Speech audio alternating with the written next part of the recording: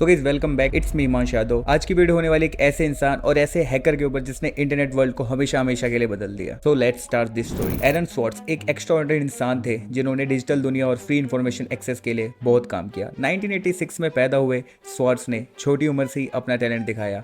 वो रेडिट के को फाउंडर थे और RSS वेब फीड फॉर्मेट के डेवलपमेंट में भी उनका बहुत बड़ा योगदान था। उनका मानना था कि नॉलेज सबके लिए फ्रीली एक्सेसिबल होनी चाहिए। तो स्वार्ट्स का सफर 2010 में एक नया मोड़ ले लेता है जब उन्होंने जे स्टोर, एक डिजिटल लाइब्रेरी जिसमें बहुत सारे एकेडमिक जर्नल्स थे, जो कि एक MIT की डिजिटल लाइब्रेरी है। MIT की इस लाइब्रेरी से जर्नल को एक्सेस करने के लिए लोगों को एक्सपेंसिव पे वॉल से गुजरना पड़ता था, जो स्टूडेंट्स, रिसर्चर्स और आम लोगों के लिए काफी मुश्किल होता था।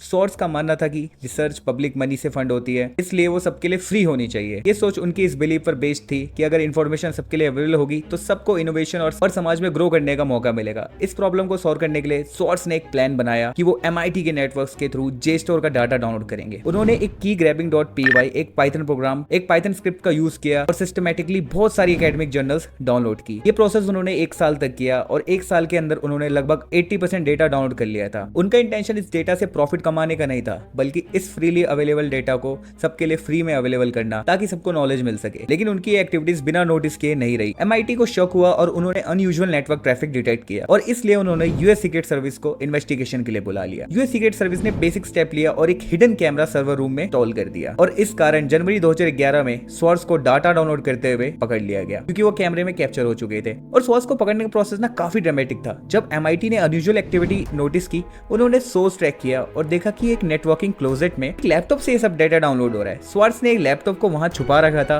और वो कंटिन्यूअसली डेटा डाउनलोड कर रहे थे। MIT ने हिडन कैमरा लगाया और 6 जनवरी 2011 को स्वार्ट्स को क्लोजेट में लैपटॉप चेक करते हुए और हार्ड ड्राइव चेंज करते हुए रिकॉर्ड किया। ये फुटेज उसको पकड़ने के लिए एविडेंस के रूप में यूज हुई। स्वार्ट्स के अरेस्ट के बाद उनके ऊपर काफी सीरियस लीगल चार्जेस लगाए गए। उन पे मल्टीपल फेलोनीज के एग्जाम थे और वायर फ्रॉड और computer fraud and abuse act CFAA के चार्जेस भी थे। इन चार्जेस की वजह से उन्हें 50 साल तक की जेल और 1 मिलियन तक के फाइन्स का सामना करना पड़ा। बट बहुत लोगों ने इस एग्रेसिव प्रोसिक्यूशन और हार्श पोटेंशियल सेंटेंसेस को स्वार्ट्स के एक्शन के लिए डिस्प्रोपोर्शनेट माना, जो फंडामेंटली पब्लिक गुड के लिए ड्रिवन थे। मींस लोगों को कहना था कि स्वार्ट्स ने जो भी किया वो पब्लिक गुड के लिए किया। उसके इंटेंशंस काफी गुड थे, वो लोगों की हेल्प करना चाहता था, इसलिए जो गवर्नमेंट ने उसके ऊपर चार्जेस लगाए वो गलत है। स्वार्ट्स की लीगल बैटल काफी लंबी और थकाने वाली थी। उन्हें प्ली बार्गेन्स भी ऑफर किए गए जो कि उनकी सेंटेंस को काफी कम कर सकते थे, लेकिन उन्हें ये सब फेलोनी चार्जेस एक्सेप्ट करने पड़ते, जो कि स्वार्ट्स बिल्कुल नहीं चाहते थे। स्वार्ट्स का मानना था कि उन्होंने क्राइम नहीं किया है, लेकिन इस ट्रायल के प्रेशर और लॉन्ग प्रिजन सेंटेंस की पॉसिबिलिटी ने उन पर बहुत असर डाला और ट्रेजिकली 11 जनवरी 2013 को एरन स्वार्ट्स ने अपनी